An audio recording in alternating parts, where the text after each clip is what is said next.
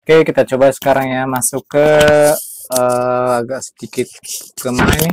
Ke konten tentang masalah edukasi atau masalah yang ada di dunia perkuliahan ya. Kali ini kita akan membahas tentang menganalisis pasar konsumen. Yang dimana ini biasanya masuk ke dalam manajemen pemasaran ya. Yang pertama, di situ ada permasalahan, yaitu sebuah organisasi yang menjual produk ke pasar konsumen dan bisnis mengakui bahwa tidak bisa menarik semua pembeli di pasar.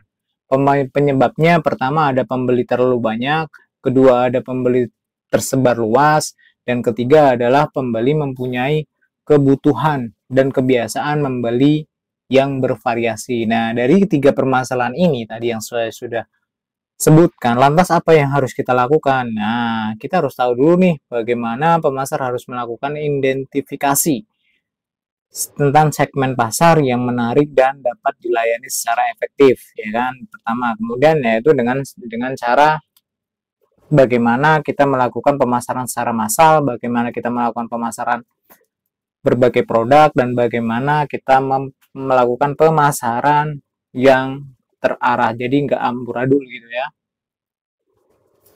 Nah, kita pelajari dulu nih satu-satu tentang apa-apa sih yang dimaksud dengan pemasaran terarah. Di situ ada segmentasi, ada targeting, dan ada positioning. Kita jabarin nih yang pertama.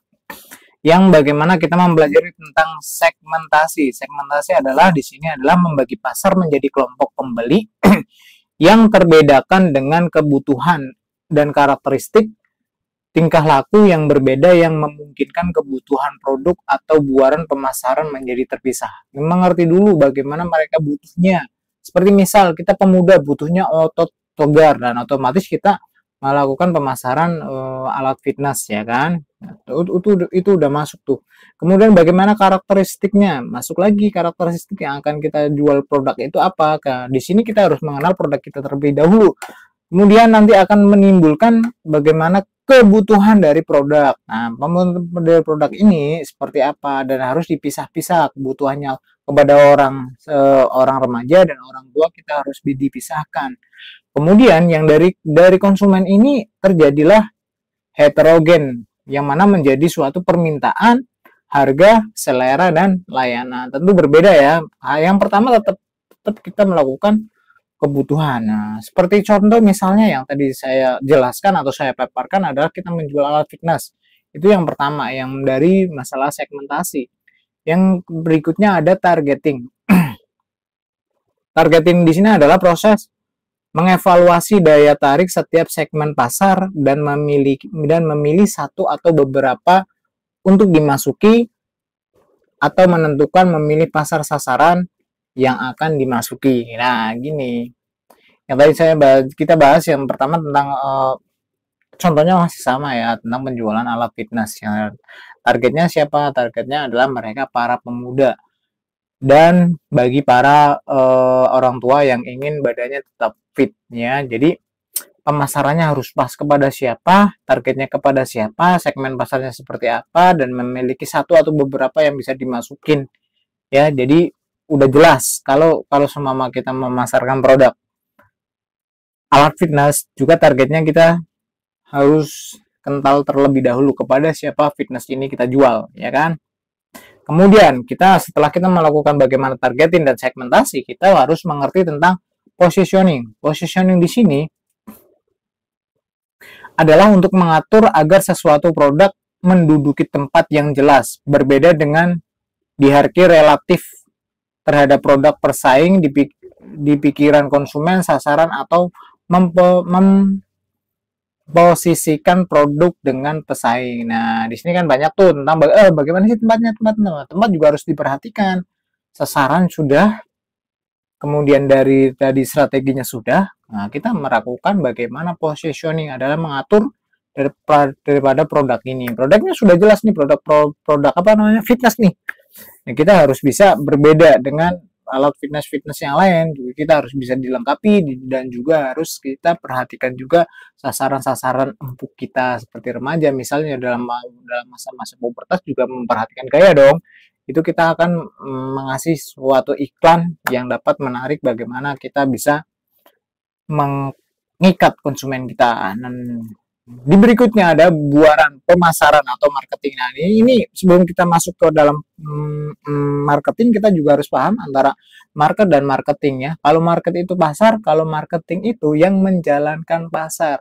Antara sales dan marketing. Kalau sales itu masuknya ke market. Kalau marketing itu maksudnya udah di atas sales tuh. Jadi beda antara sales dan marketing itu jelas berbeda. Buaran pemasaran atau marketing week itu ada 4. Yang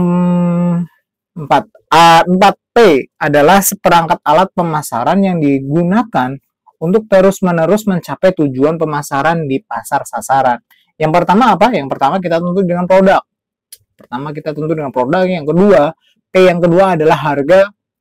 P yang ketiga adalah promotion atau promosi, kemudian P yang keempat adalah place atau tempat. Itu buaran pemasaran yang tidak bisa dipisahkan. Produk tanpa harga, bullshit. Harga tanpa promosi, nggak jadi. Promosi tanpa tempat, sama halnya. Bohong, nggak ada tempatnya, bohong. Nah, oke, dan masuk ke kita pembahasan dari setiap P ya. Yang pertama kita bahas masalah produk. Hasil produksi yang berupa barang dan jasa, itu pengertian dari produk ya. Produk itu adalah hasil produksi dari jual beli atau barang dan jasa. Kemudian price itu adalah harga. Harga adalah jumlah uang yang harus dibayarkan pelanggan untuk memperoleh produk atau jasa. Itu ya pengertiannya ya. Yang ketiga ada promotion atau promosi ya. Promosi, kalau nggak paham bahasa Inggris, kita melakukan apa? Promosi bahasa Jawanya ya. Promosi bahasa Indonesianya ya. Promosi berarti sebuah aktivitas yang menyampaikan manfaat produk atau jasa dan membujuk pelanggan membeli. Lu tahu nggak, kalau semua kamu belanja di aku, belanja produk aneh misal, badan kamu jadi oke nih. Rasa percaya diri kamu jadi tumbuh nih, kan jadi enak tuh kalau kalau disampingin juga promosi kan. Di lain tadi ada produk, ada harga. Kok kenapa sih harganya kok lebih relatif? Oh, karena produk kita seperti ini. Itu adalah contoh promosi. Nah, daripada ini ada promosi itu juga memiliki tujuan. Yang pertama adalah menyampaikan informasi tentang produk kita nih. Produk kita sudah nih, kemudian mereka bertanya, oh produknya bagus. Kira-kira harganya berapa ya? Masuk nggak bos? Kita udah masuk nih. Promosi merupakan hal yang efektif dalam menyampaikan informasi mengenai barang atau jasa suatu perusahaan sehingga para pemasar mencoba untuk menempatkan di mana saja konsumen dapat ditemukan gitu ya. Jadi menyampaikan bagaimana promosi itu yang baik. Kemudian ada berikutnya, tujuan yang berikutnya adalah mempromosikan produk. Oh jelas mereka mempromosikan produk, entah itu barang ataupun jasa ya kan. Tetap mereka menggunakan promosi ini ya kan. Kemudian menyampaikan nilai tambah yang tadi saya sampaikan. Oh bapak ketika membeli barang kita nih, bapak jadi oke nih, penampilan jadi jos ini misal ya kan. Ini mohon maaf ya saya pakai kasus blok. Kemudian ada mengendalikan value penjualan, volume atau penambahan volume. Jadi bahasanya adalah value untuk menyampaikan bagaimana tentang yang nanti bisa menghasilkan apa sih dari kita promosikan. Otomatis ada jalan tuh, ada jalan penjualan. Nah di situ nanti bisa menjual produk dan jasa kita. Nah, setelah kita mempunyai produk, harga, juga promosi, kita harus mempunyai kantor ataupun tempat. Di sini harus jelas nih, tempatnya harus jelas ya kan. Yang mana tempat ini pengertiannya apa? Yaitu kegiatan-kegiatan perusahaan yang membuat produk atau jasa tersedia di kalangan sasaran, di pelanggan sasaran gitu ya. Jadi sampai di sini dulu keterangan masalah tentang buaran pemasaran atau tentang marketing. Jadi ada 4 ya yang tadi ya, ada produk, terus harga, terus promosi, juga ada tempat ya. Makasih yang sudah nonton. Mohon maaf apabila penyampaiannya ini terlalu cepat ataupun terlalu membosankan. Kita hanya menyampaikan pembelajaran ya. Kurang lebihnya terima kasih dan saya sampaikan. Semoga sehat selalu. Assalamualaikum warahmatullahi wabarakatuh.